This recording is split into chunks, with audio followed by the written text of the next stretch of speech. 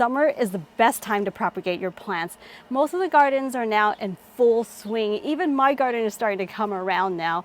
It's been a slower year so far because of the May and June gloom. It's almost like we're at least half a season behind, but the garden is looking more like summer right now, so I'll be doing some propagations of plants that have pretty fast turnaround, meaning they will root fairly fast and start growing so that you can harvest them either in the same season or in the fall. Before we get started, thank you Centurion for sponsoring today's episode and for sending these stainless precision snips. We'll be using these to do the cuttings today. Let's first talk about the benefits of propagating, and then we'll get to the actual propagation part. What I love most about propagating from cuttings instead of growing from seed is that it saves you a lot of time. For example, if you're growing tomatoes, sometimes they can get really exhausted in the mid-season. That's when instead of nursing the plant back to health, you can just plug in a new plant, harvest even by late summer or sometime in the fall. Or you can trade different varieties with your friends. So growing things from cuttings is just a really great way to get free plants and more food in your garden. Now let's give you a little bit of tips on how I like to prepare for getting cuttings.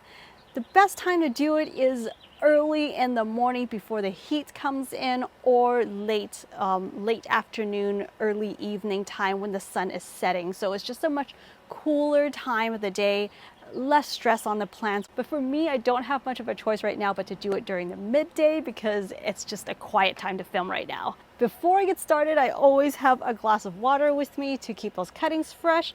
And if you're out there for a long time, especially if you do have to take cuttings in the middle of the day, have the bucket with the lid and keep it closed. And then I would have just a little bit of water in there and then throw those cuttings in. Keep the lid closed and make sure you keep it in the shade while you're still working on other plants. That way it creates a little bit of humidity to keep the cuttings happy inside. To take cuttings, I'll be using these stainless steel precision snips. This one has a straight edge, whereas this one has a slight curve to it. These precision floral snips would allow you to get into really tight spaces to do those precise cuts exactly where you want it. And what's nice is that these are small and lightweight, but they're not sacrificing the size of the blades, so it makes your job just a lot more efficient. These tools are made of stainless steel, and I really like that about it because it won't rust even if I forget them outside, which happens very often. All right, let's start getting our first cutting. Before you use any pruners or snips, be sure to sanitize it. Let's start with this one. This is an apple geranium. Yes, some geraniums are edible. What I love about herbs or growing greens is that as soon as they start growing, they're putting out leaves and those are ready for you to harvest. Whenever you're taking cuttings, you want to identify where the nodes are. See, this is a node right here. That's another node. That's where the leaves would grow out, but that's also where the roots would grow from. Remember to cut at an angle. With this precision snip, I'm able to cut in tight spaces like that. Thank you. There we go. Let's go ahead and grab this one as well. So what's really great about geraniums is that they grow really well in full sun and in part shade preferably. This one is actually in like a semi shade. So if you want to get really close cuts, you want to go in with that curved snip because that really helps to wrap the blade around the plant to get really close cuts. Put this in the water. What I also can do is pour a little bit of water in there. This just makes things very easy. Just throw these plants in. Actually, should throw in at least 1 to 2 inches of water in there. Make sure that the tip is staying underwater. Close the lid to retain some of that humidity. This is one of my favorite salvias. It is a honey melon sage. So they should start rooting for you in just a couple of weeks and then they'll start to form new leaves from there. For the cuttings, I can either take it from the top or I can trace it all the way down and cut back the stem because see how it's got this new growth here? The new growth can come from the bottom as well, so I'm not too worried about cutting back too much. Okay, I'm just going to go in with the straight blade snips and cut it. And this wouldn't be a problem because these snips can handle up to 1/4 inch thickness. So this one alone, I can take so many cuttings out of this branch. Now it's not summer without our mint. Let's take cuttings from these. These things grow so fast and they smell amazing for all our summer beverages. They spread really fast, so if you want to add these to other containers, you can feel free to just snip away. This one is the Egyptian spinach, so it has like that extra spiciness, very, very minty. Mint in general grows really fast when you put them in full sun and give them enough water. But I find that mint, if you give them dapple shade or part sun, they won't require as much water to grow and they just look a lot nicer. Just gonna go ahead and cut right above the node where there's like 2 new shoots coming out, so that I feel like whenever I'm cutting away something, I'm actually allowing the plants to grow double the amount. Thank you. This mint is fabulous. Okay, another one I love growing that you're probably going to be surprised by. This is a begonia. Look how beautiful and adorable these flowers are. They look like cherry blossoms or something, I think the name is called. Begonia, it's actually edible and they grow really well under this Japanese herb, just giving them a little bit of like sun here and there. They're mostly in shade, but they're still going to blossom. And even if you don't get the blossoms to come in time, you still can eat the leaves. These all came from this one. I just snipped off the top, propagated these. So I think these in total was like almost 2 months old plants. They take about 2 weeks, give or take, to root, and then they'll start to develop new leaves. The texture is very, very delicate. So to take cuttings from this, cut from here like that. Thank you, plant. Oh, to root this, sometimes the roots will come out come from away from the nodes, but the nodes are usually the parts where it gives you a high chance of rooting. And of course, you'd want to remove the flower when you are propagating. So let its energy just go towards focusing on growing roots rather than sustaining the flower.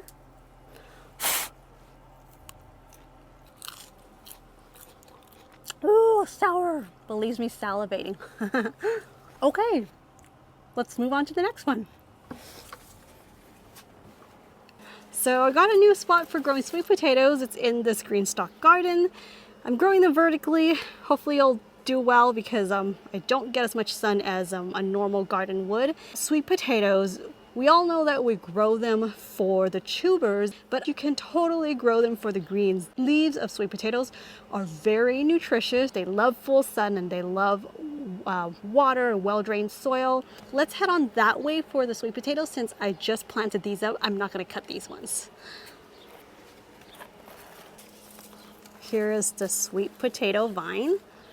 To take cuttings from it, it's so simple. Sweet potato cuttings root super easy. You can even just cut it and stick it in the ground. You can keep it in full sun, but make sure you do water it every day, maybe even twice a day, depends on how hot and how dry your soil normally is. The leaves would look wilted for a week or a week and a half, but after that, they'll start to establish itself and, develop roots, and they'll start growing.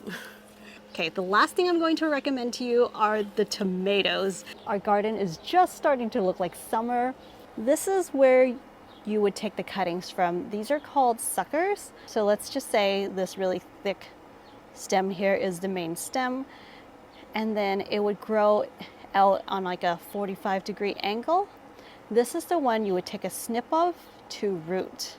This one looks like it's not a very pretty leaf. I'll go ahead and remove that.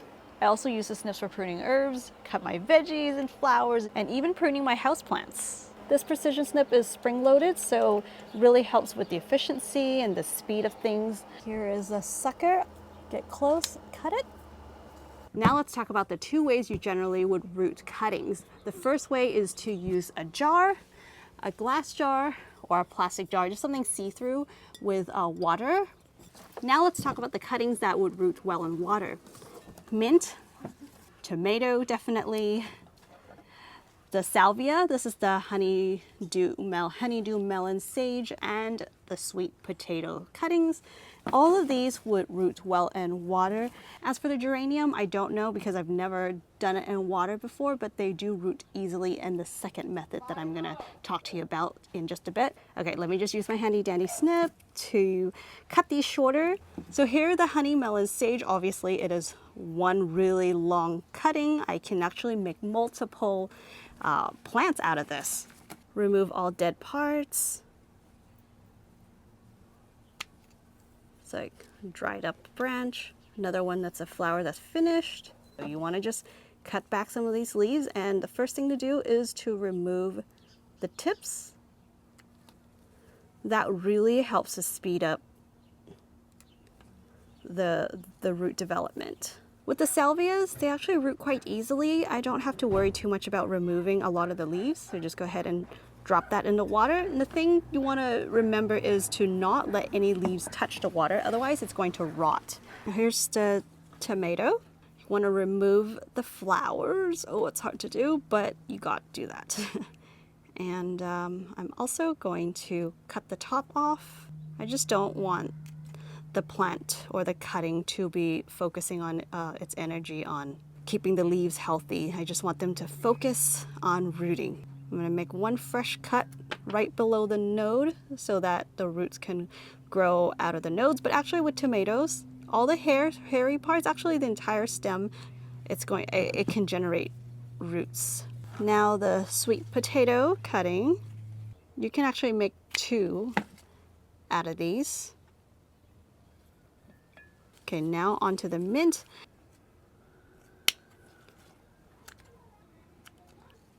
All right, just gonna drop that in. And one more mint. Cut it right there. Actually, I like using the curved one a lot more when I'm doing propagation because it just hugs the stem really well. It gets exactly where I want it to go. To root this in water, you want to put it in a bright space without direct sun. So somewhere like say your porch or a deck with a cover on top, or the best place is to put it on the windowsill so that you can see it all the time. Notice that it's better to change out the water maybe about twice a week. But if the water starts to cloud up, you definitely want to check on it. Rinse off those cuttings and then put some fresh water inside. Just try to keep the water clear. And just keep this in a bright place. In about a couple of weeks, you should start seeing some roots. That's when you'll be able to plant them in soil. Now let's talk about method number 2. The second method is to root it in soil. Let's talk a little bit about the soil mixture. I usually use the Fox Farm Ocean Forest, but you can use any kind of organic potting mix. I find that with Fox Farm, it does get a little dense. So what I like to do is add a little bit of vermiculite and perlite into the mixture just to kind of fluff it up a little bit. Drainage is just so important when it comes to trying to root a cutting or to grow like any young plants. Poke a little hole. That's it. Let's start with the begonia. Put it right in the hole, just like so. Fill it up a little more, press it down gently. Remove that flower. It depends on how fast you want things to root. If you want it to speed up the process, you would want to snip, half of this leaf away because this is a pretty big leaf. I'm just going to give it a little bit of water just so I can set this aside for now.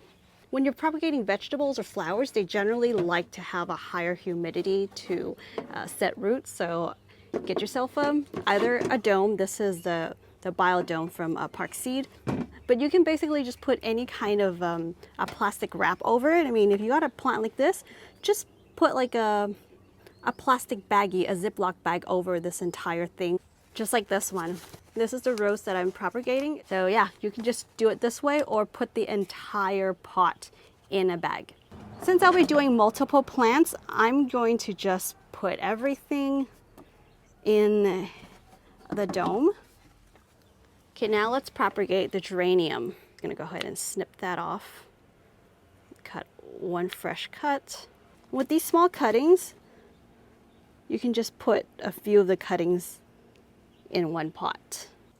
See how this one is so long? I can just cut it to about an inch or so below the node. And I'm gonna bury it up to here because here's the first node and here's the second node. And once these root, I'll be able to separate them. Even this tiny little leaf that's growing right below the soil, I'm just gonna pinch that off because most likely it's just going to rot. Okay, now let's talk about the mint. Mint roots so easily, and if you want this to grow rapidly, plant it diagonally. Doing it this way would allow more surface space for the roots to develop. Give it just very gently with a little bit of water, just to kind of settle things in. You don't want it to drench because there's no roots to take up any water right now. If you put too much water, it's going to rot. If you put cuttings in a dome with a little bit of water in the tray, you're not going to have to do too much to it, but do come back, and check on them every now and then, just in case you do need to add water. Keep this indoor in a bright space or outdoors in the shade with a cover. Do not put this in the sun or you're going to bake your cuttings. With these types of fast growing plants, it should take about a couple of weeks to set root. You'll start seeing some new growth and you can just plant it directly to wherever you want. Well, thank you guys for making this far in the video. If you want to check out those tools by Centurion, I will leave those links below. Thank you to Centurion for sponsoring today's episode. For plants and seeds, don't forget to check out my shop as well. I'll see you right back here in the next video. Bye.